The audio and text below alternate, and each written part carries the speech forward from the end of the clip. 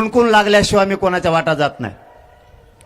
पण यापुढं आमचे संतोष भैया तर आता गेलेतच, पण यापुढं जर त्यांचे कुटुंबीय आणि धनंजय भाऊ देशमुख आणि त्यांच्या कुटुंबियाला जर धक्का लागला तर धनंजय मुंडेला रस्त्याने सुद्धा फिरून देणार नाही।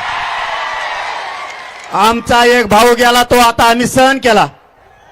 ह्या मुंड्याचं आणि फिंड्याचं आम्ही तोंडावर नाव सुद्धा घेतलं नाही, हरामखोर अवलादीचं।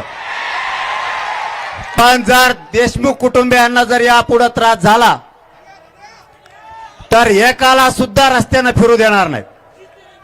आणि परभणीकरांच्या सगळ्या बांधवांना या सांगतो,